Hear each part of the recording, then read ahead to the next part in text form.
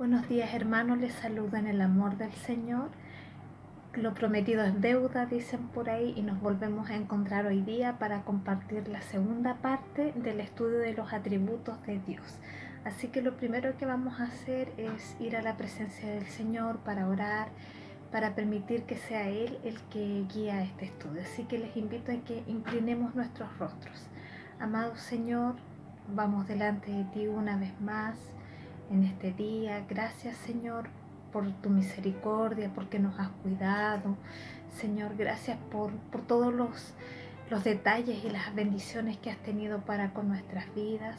En esta hora te pedimos que nos limpies, que nos perdones, que perdones nuestro pecado y que permitas, Señor, que podamos estar en comunión contigo para poder compartir tu palabra y recibir el mensaje que tú tienes para hoy. Permite que podamos estar concentrados y que tu palabra sea de bendición y de edificación para nuestras vidas. Te alabamos y te bendecimos. Oramos en el nombre de Jesús. Amén. Y tal como conversamos la vez anterior, yo comencé la semana pasada con un pensamiento del autor del libro en el cual me basé para preparar este estudio. Y en esta oportunidad también quiero comenzar con un pensamiento, y él dice que la decadencia del cristianismo actual se debe básicamente a que nosotros, en su gran mayoría, los cristianos, lo somos teóricamente.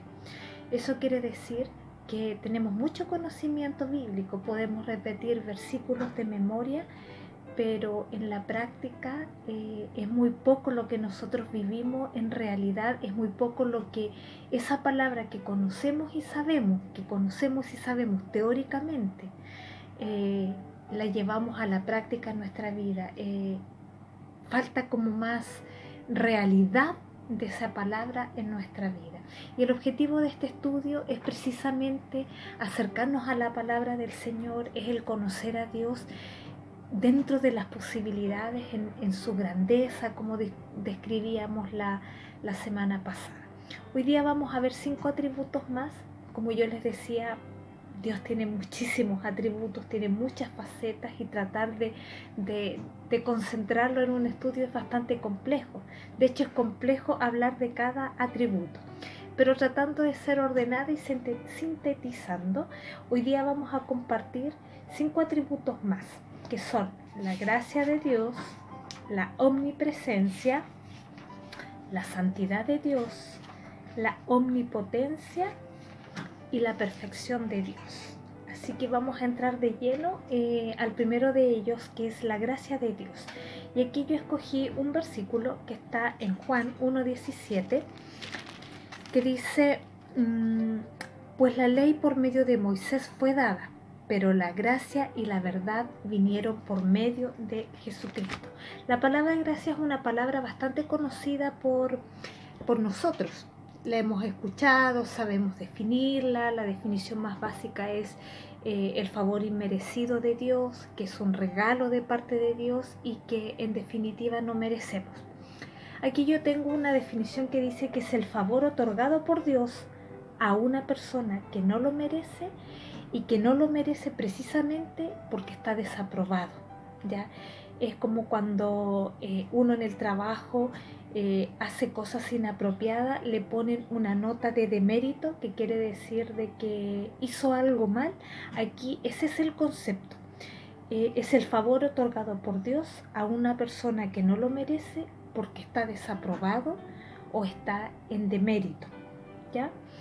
Y bueno, quiero comentar que en el Antiguo Testamento la palabra que más se utiliza y que se acerca al concepto es la misericordia. Dice que la palabra misericordia se utiliza en el Antiguo Testamento 4 veces más que la palabra gracia. La palabra gracia se menciona en el Antiguo Testamento, pero no demasiado. Y en contraste, en el Nuevo Testamento se habla 3 veces más de la gracia que de la misericordia del Señor. La verdad es que, ¿por qué ocurre eso? ¿Por qué ocurre que en el Nuevo Testamento se habla más de la gracia que en el Antiguo? Es por el versículo que que les acabo de leer, que dice que la gracia, ¿cierto? Que la ley fue dada por Moisés. Vamos de nuevo aquí al versículo, a Juan. Pues la ley por medio de Moisés fue dada, pero la gracia y la verdad vinieron por medio de Jesucristo. Eso no quiere decir que en el Antiguo Testamento no haya estado la gracia de Dios. La gracia de Dios ha estado siempre presente y el método de salvación siempre ha sido a través de la gracia.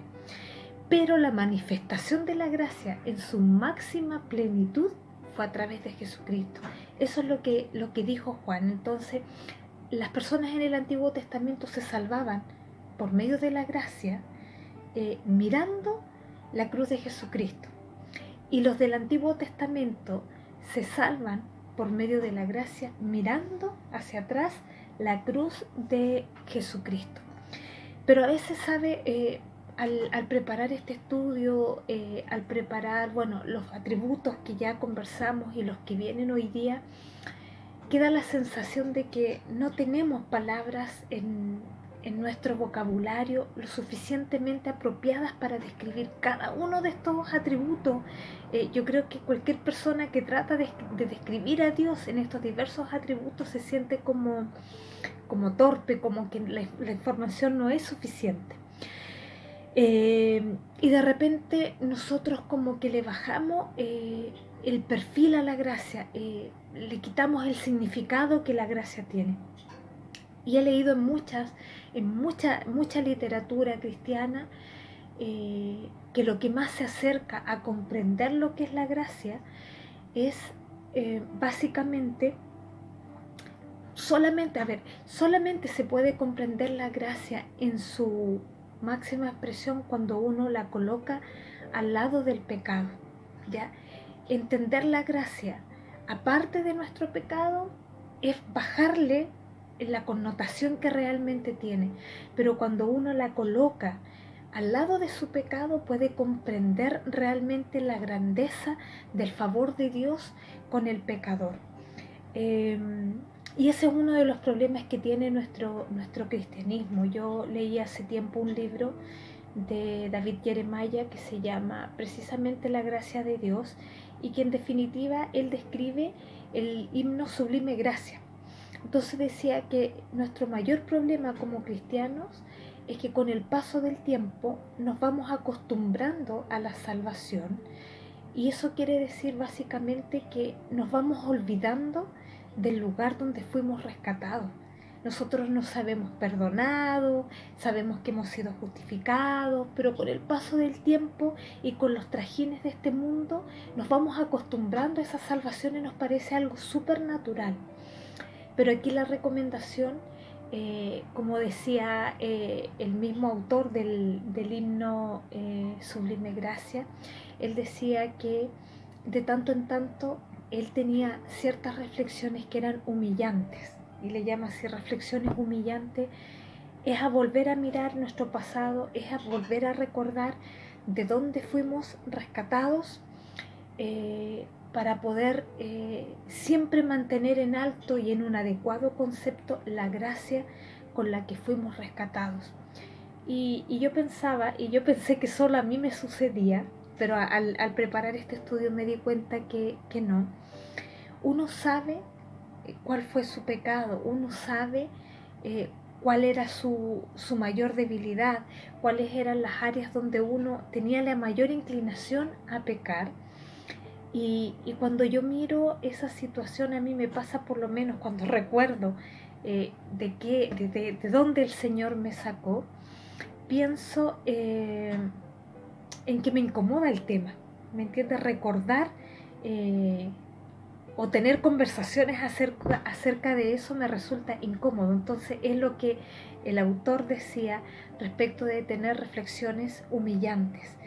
Reflexiones humillantes es poder volver a mirar quiénes éramos. Y qué importante es volver a recordar quiénes éramos y de dónde nos rescató el Señor para tener en un adecuado concepto la gracia de Dios, para recordar lo valiosa que es, lo sublime que es. Entonces, yo quiero dejarles este pensamiento. La gracia de Dios brilla cuando la ponemos al lado de nuestro pecado. Si nosotros la apartamos de nuestro pecado, pareciera que pierde su valor. No lo pierde de hecho, porque hablamos de que la gracia del Señor es sublime, pero sí nos permite tener una relación distinta con el Señor y comprender la grandeza de su amor cuando recordamos con gratitud de dónde fuimos sacados, no con culpabilidad, sino con gratitud de dónde el Señor nos ha rescatado. Y aplicándole algunos de los atributos anteriores, la gracia del Señor podemos decir que es inmensa, como cuando hablábamos de la inmensidad de Dios, y es infinita, como cuando hablábamos de la infinitud de Dios. También leí un pensamiento que me gustó que dice que nosotros nos alejamos por medio de Adán, debido a que heredamos la naturaleza caída de Adán, la naturaleza pecadora de Adán. Nosotros nos alejamos en Adán, pero nos volvemos a reencontrar con nuestro Padre Celestial por medio de Cristo. Por eso recordar que la gracia vino por medio de Jesucristo, se manifestó por medio de Jesucristo. Cuando recordamos nosotros nuestro pasado vergonzoso, ¿cierto? Cuando hablábamos de estas reflexiones humillantes, debemos hacerlo con gratitud para recordarnos de dónde fuimos rescatados. Pero también me acuerdo lo que dice el Salmo 3.3, que dice que el Señor es escudo alrededor de nosotros, que es nuestra gloria, y es también que levanta nuestra cabeza. Por eso yo le digo que esa mirada hacia atrás debe ser con gratitud, sabiéndonos perdonado. Esa mirada hacia atrás debe ser para rescatar el verdadero valor que debiera tener la gracia en nuestra vida y recordar que uno de los atributos más importantes de Dios es precisamente esta gracia que proviene de su inmensa bondad y de su infinita bondad. También debemos recordar en relación a la gracia que como concepto dice que la gracia nos da algo que no merecemos, ¿ya? Y que viene profundamente de la bondad de Dios, pero no debemos olvidar que además vimos la semana pasada que Dios es justo. Por lo tanto, Dios concede gracia, pero por otro lado, Dios es justo y Él concede lo que no merecemos, ¿ya? Pero no quiere decir eso que Él deje de ser injusto, sino que resolvió el tema de permanecer siendo un Dios de gracia y permanecer siendo un Dios justo por medio de la cruz de Jesucristo. Él reconcilió este tema de nuestro problema de pecado, lo reconcilió por medio de la obra expiatoria de Cristo, por medio de la obra. Como yo le decía la semana pasada, todos los atributos de Dios se corren y se juntan y se manifiestan en la cruz de Jesucristo. Entonces, en la cruz de Jesucristo se manifiesta la gracia de Dios, pero también se manifiesta la justicia. Y Dios sigue siendo un Dios de gracia y Dios sigue siendo un Dios justo. Él buscó la solución por medio de la gracia para nuestro pecado. Así que esto que hemos compartido aquí nos ayude a darle el valor que debiera tener, el valor apropiado que debiera tener la gracia en nuestra vida. Dios es un Dios de gracia. Lo segundo que quiero que conversemos es acerca de la omnipresencia de Dios. Yo creo que nosotros tenemos todo clarísimo y es una verdad que tenemos arraigada en nuestra mente, que Dios es omnipresente. Eso quiere decir que Él está presente en todo lugar. Pero más que Él esté presente en todo lugar, significa que Dios está cerca, ¿ya? Y aquí yo elegí un versículo que está en el segundo libro de Crónicas, capítulo 2, versículo 6, que dice: los cielos y los cielos de los cielos no pueden contenerlo, porque Él, ya hablamos de la inmensidad de Dios. La semana pasada hablamos de la inmensidad de Dios, que Dios es tan grande que en realidad uno no necesita recorrer una cierta distancia para encontrarlo, porque Él está allí. El salmista dice: si subiera a los cielos, allí estás tú, y si en el Seol hiciere mi estrado, he aquí, allí tú estás. Está diciendo de que en realidad donde Él se moviera, Dios estaba presente. Y eso es una verdad como partí yo con el pensamiento inicial de que a veces somos cristianos demasiado teóricos, nosotros asumimos y aceptamos la verdad que Dios es un Dios omnipresente, que es un Dios que está en todas partes. ¿Cuál es nuestro problema actual? Es que nosotros pensamos respecto de la omnipresencia de Dios de manera geográfica o de manera astronómica. Lo pensamos como una distancia, como que Dios está a una cierta distancia, cerca o lejos. Pero la verdad es que esa distancia no se mide como medimos nosotros la distancia, no se mide con una wincha, no se mide en kilómetros, sino que el tema es que, si bien es cierto, Dios está presente siempre y en todo lugar, no siempre nosotros percibimos su presencia. ¿Por qué? Porque muchas veces nosotros a los conceptos espirituales le aplicamos medidas humanas. Entonces, a esto de la omnipresencia de Dios le aplicamos la forma en que nosotros medimos la cercanía de Dios. Que sea omnipresente quiere decir que Dios está cerca, ¿ya? Pero cuando hablamos de cerca, nosotros inmediatamente pensamos en esa distancia física que medimos. Y la verdad es que cuando hablamos de que Dios está cerca y Dios está presente, no se refiere a términos físicos, se refiere a términos espirituales. ¿Y qué quiero decir eso? Aceptamos la verdad que Dios está presente en todo lugar. El tema es que no siempre nosotros percibimos esa presencia y el problema no es físico, el problema es espiritual. Cuando nosotros pensamos en las cosas espirituales, lamentablemente proyectamos en ellas nuestros propios conceptos humanos. No percibir la presencia no es un tema de distancia, sino es un tema de comunión. Voy a leer un pasaje que está en Efesios 2, versículos del 1 al 3, que habla de nuestra realidad. Antes dice: y Él os dio vida a vosotros cuando estabais muertos en vuestros delitos y pecados, en los cuales anduvisteis en otro tiempo siguiendo la corriente de este mundo, conforme al príncipe de la potestad del aire, el espíritu que ahora opera en los hijos de desobediencia, entre los cuales también todos nosotros vivimos en otro tiempo en los deseos de nuestra carne, haciendo la voluntad de la carne y de los pensamientos, y éramos por naturaleza hijos de ira, lo mismo que los demás. Esto quiere decir que en otro tiempo, cuando dice que antes de entrar en una relación con Jesucristo, nosotros estábamos muertos en delitos y pecados. O sea, estábamos totalmente ajenos a Dios. Nuestra vida corría por un carril muy separado de lo que es la vida espiritual con Dios. Por lo tanto, en esa condición de pecado es imposible que nosotros hayamos percibido la presencia de Dios, a pesar de que Él está presente en todo lugar. Aún antes de que yo entrara en una relación con Jesucristo, lo cual ocurrió hace 20 años, Él estaba presente conmigo. Donde yo estaba, Él estaba. El problema era mi condición de pecadora, que no permitía que esa presencia de Dios fuera manifiesta a mi vida. No era un tema de distancia. Él estaba en ese tiempo conmigo de la misma manera que está aquí. El problema no era de distancia, el problema era de comunión. Y hoy día, muchas veces como cristianos, seguimos teniendo el mismo problema, aun cuando hemos sido justificados, aun cuando hemos sido perdonados, aun cuando hemos entrado en una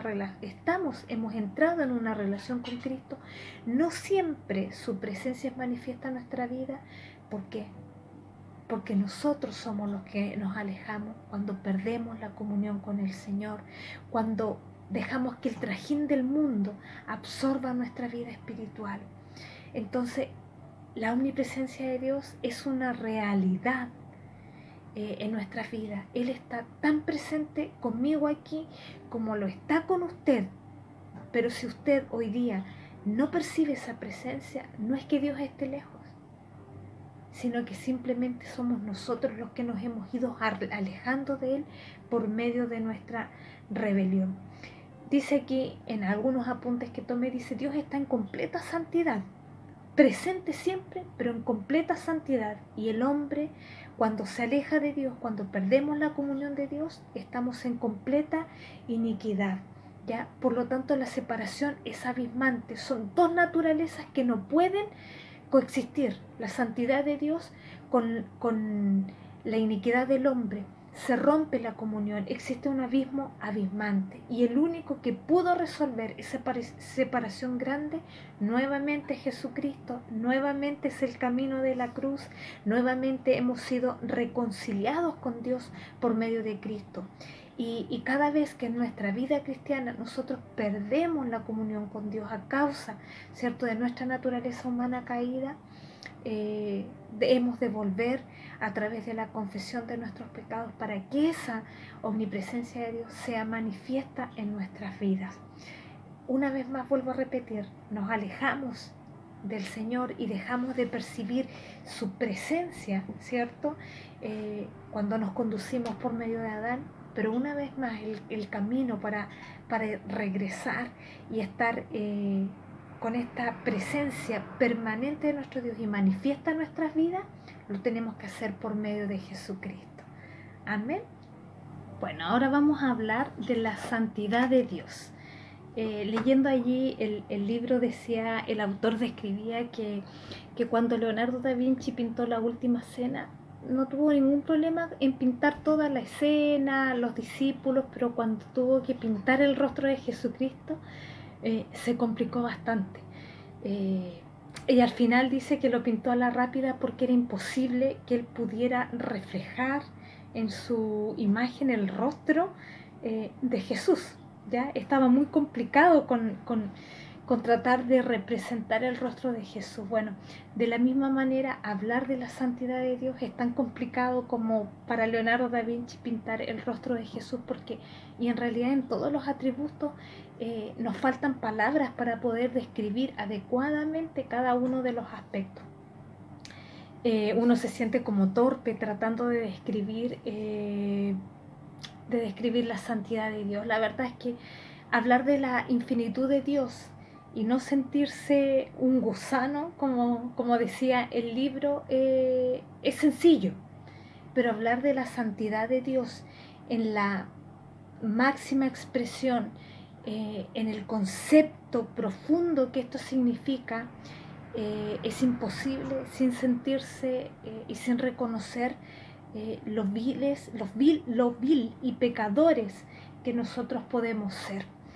La palabra santidad, si es que se puede definir de alguna manera, significa pureza, y aún ese concepto nos deja corto. La pureza significa que simplemente es puro, que no está mezclado con otra cosa, pero pareciera ser un concepto que no es suficiente para describir la santidad de Dios. Por otro lado, también la santidad significa excelencia moral, pero cuando nosotros hablamos de exceder moralmente a alguien, es inevitable hacer una comparación con otra persona, y la verdad es que Dios es incomparable, no lo podemos comparar, así que el concepto tampoco pareciera ser que es suficiente. Y si nosotros nos vamos a las raíces hebreas y griegas de la Biblia, en el hebreo, en el Antiguo Testamento, existen dos palabras para describir que se utilizan como santo. Y hay una palabra que aparece 40 veces que se describe, que traducida al español sería como santo o santísimo, y curiosamente se refiere solo a Dios. Y pareciera ser un concepto como amplio, vasto, sublime, porque la palabra que más se acerca es santísimo. Cuando nosotros como utilizamos la expresión ísimo en algo, estamos queriendo decir que es en la raíz, pero muy, muy, muy, muy ísimo. Cuando decimos topísimo, por decirlo, queremos decir que es top, ¿cierto?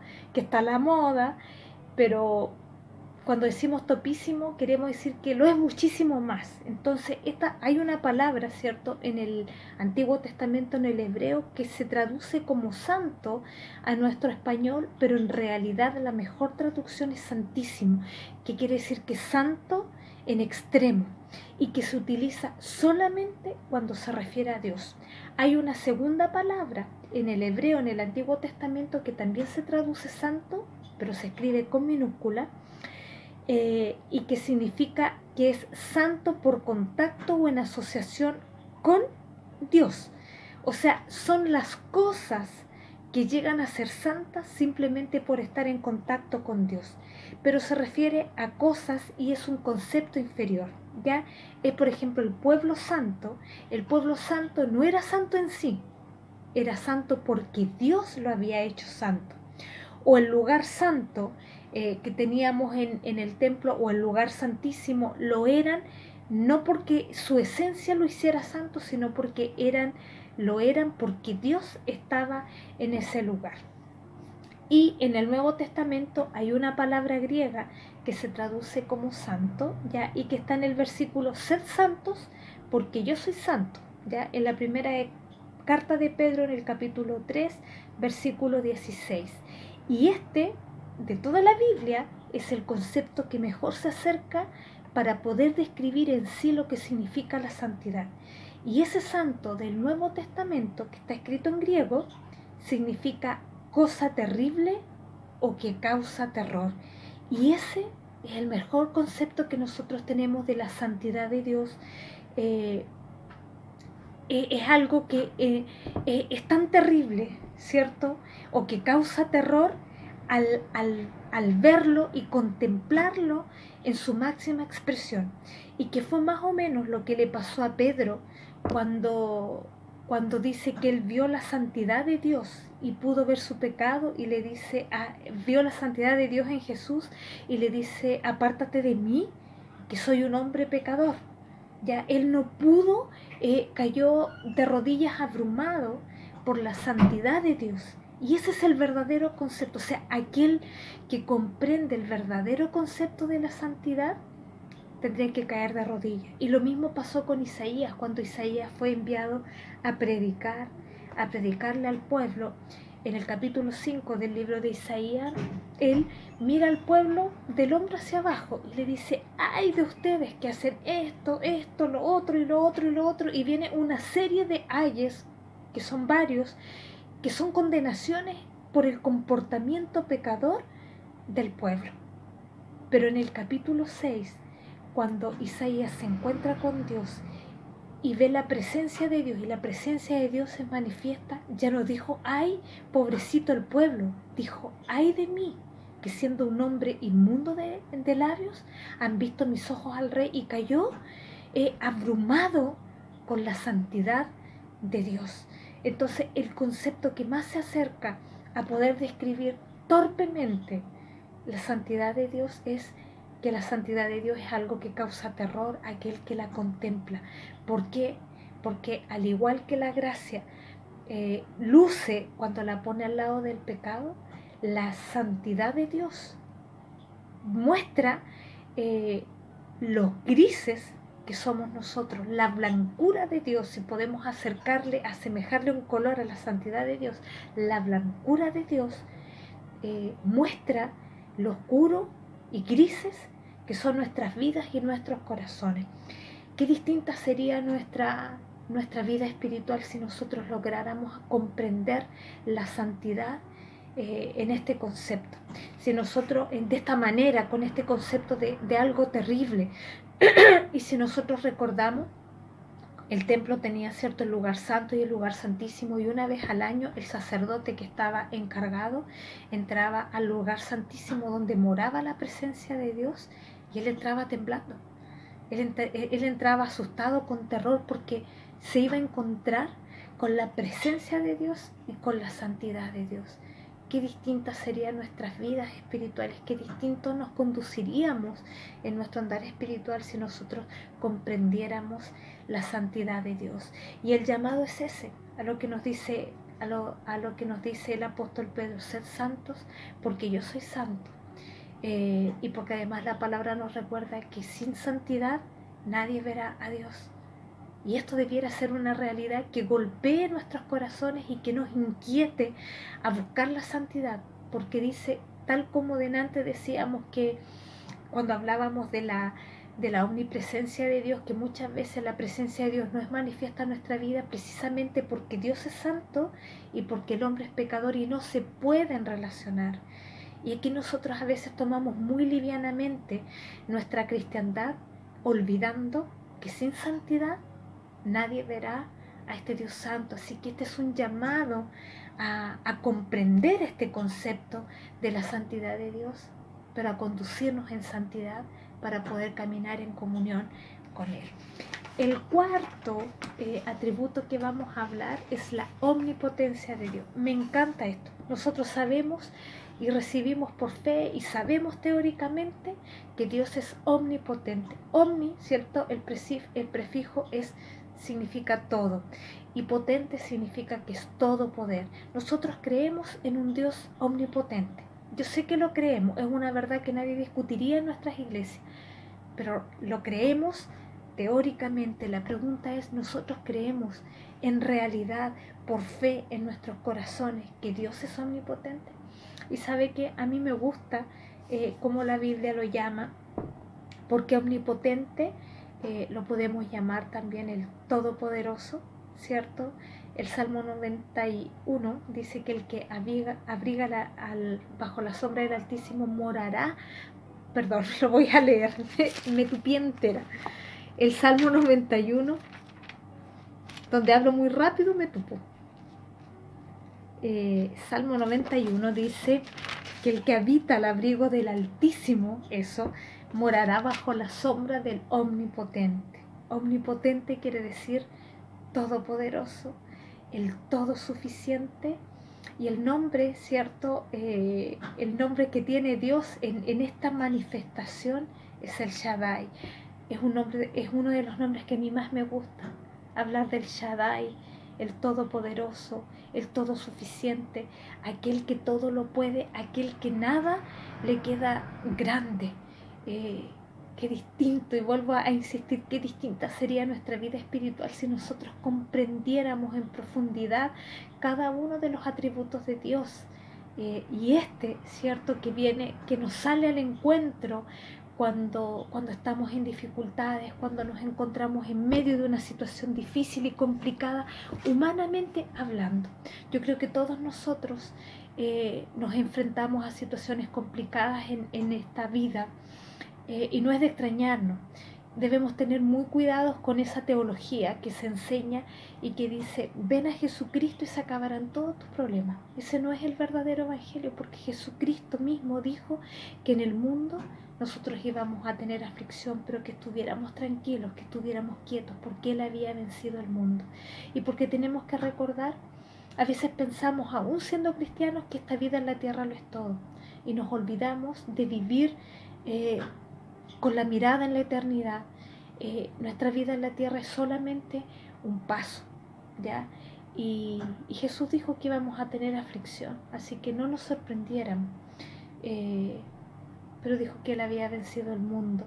Y en medio de este mundo caído en el que nos toca vivir, ¿cierto? Hasta que vayamos a nuestra morada eterna, que fue a preparar Jesús para nosotros, vamos a tener que pasar por ciertas aflicciones, y nos vamos a enfrentar a situaciones difíciles y a situaciones que escapan a nuestras posibilidades, a situaciones que escapan a nuestras manos. Sin duda que todos nos afligimos de una u otra manera. A mí me pasa que de repente cuando me encuentro en una situación complicada, humanamente hablando, y difícil, me recorre ese aire helado por el cuerpo cuando nos preocupamos, nos sobresaltamos, y yo inmediatamente recuerdo, yo digo, no, y me sacudo, ¿cierto? Esa sensación, y recuerdo y me levanto por sobre mi circunstancia y miro hacia arriba, porque recuerdo que tengo un Padre que es todopoderoso, que es todo suficiente, que nada le resulta difícil, que nada le resulta imposible.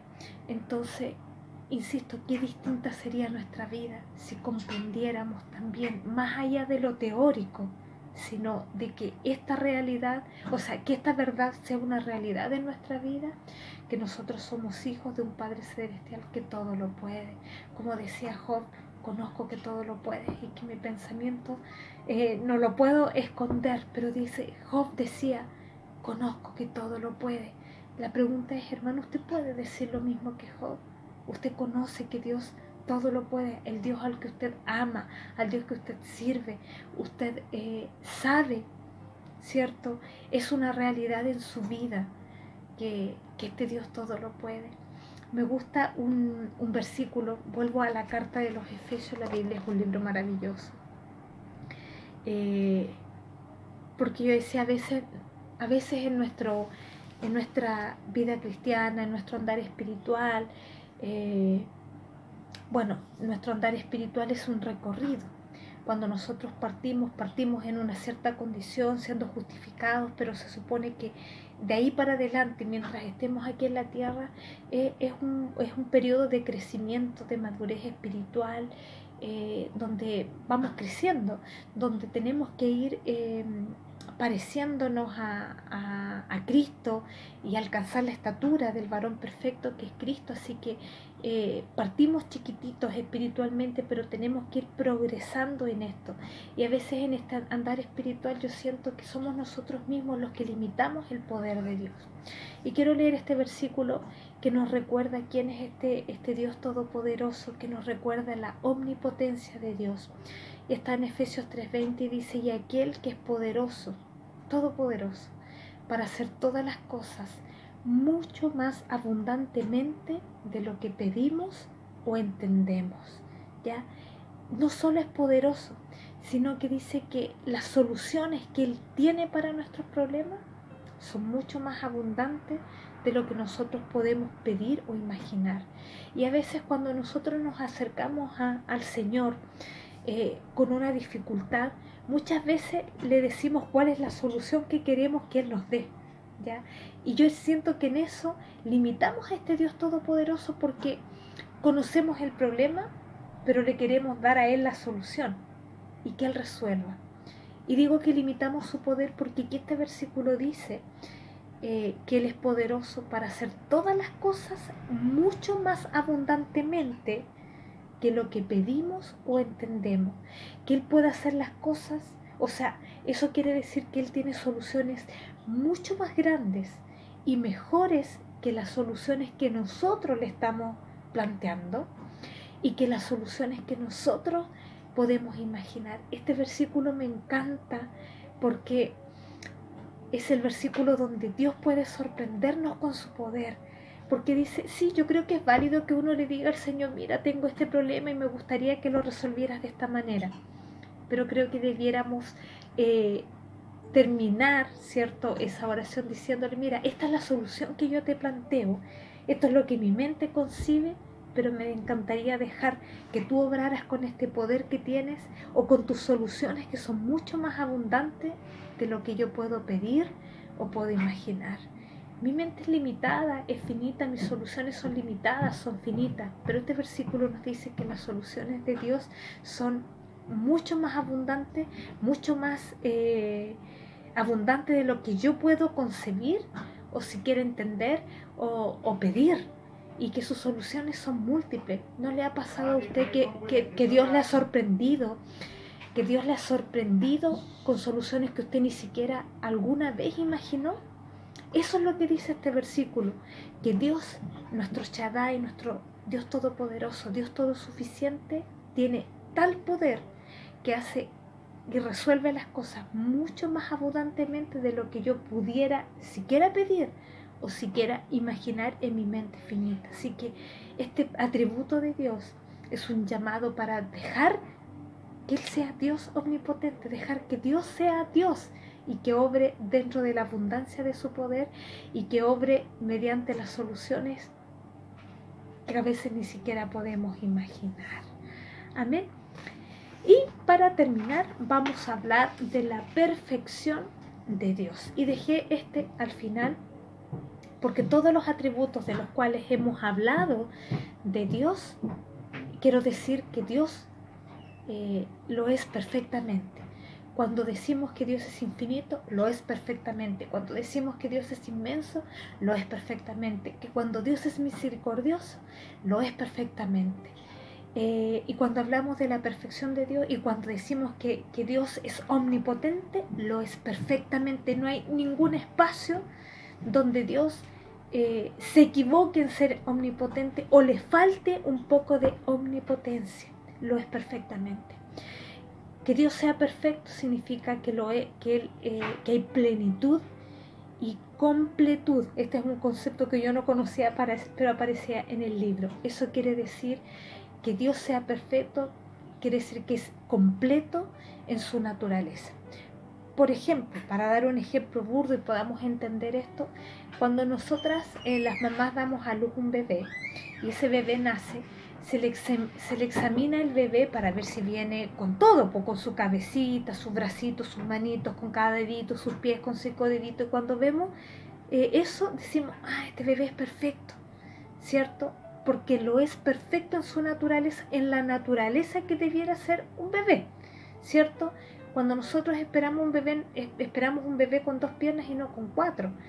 A diferencia de los animales, cuando uno es partícipe del nacimiento de un perrito, uno espera que ese perrito venga con sus 4 patitas, con sus orejitas, con su colita, ¿cierto? Con todo, y lo vemos que viene con todas sus cositas, decimos, es perfecto dentro del mundo perruno, ¿cierto? Es perfecto en su naturaleza. Entonces, cuando nosotros hablamos, y disculpen los burdos de los ejemplos, pero es para entender el concepto, cuando nosotros hablamos de la perfección de Dios, estamos diciendo que Él es completo en toda su naturaleza. Y el concepto de ser perfecto es un concepto de ser hermoso. Todo lo que es perfecto es hermoso porque no le falta nada, porque está pleno, está con todas sus partes. Insisto, no le falta nada, es completo en su naturaleza. Y quiero terminar con un versículo que son palabras del rey David, que está en el Salmo 27, 4, y dice: una cosa he demandado a Jehová, y esta buscaré, que esté yo en la casa de Jehová todos los días de mi vida, para contemplar la hermosura de Jehová y para inquirir en su santo templo. Él está pidiendo poder estar siempre en la presencia del Señor para contemplar su hermosura y su perfección en cada uno de los atributos que hemos estado describiendo. La pregunta, hermano, ¿usted tiene el mismo deseo? Pídale al Señor que ponga ese deseo en su corazón, de estar siempre en su presencia para contemplar su perfección, y que Dios se manifieste en nuestra vida revelando cada uno de sus atributos. Amén. Que el Señor les bendiga abundantemente. Un abrazo y bendiciones.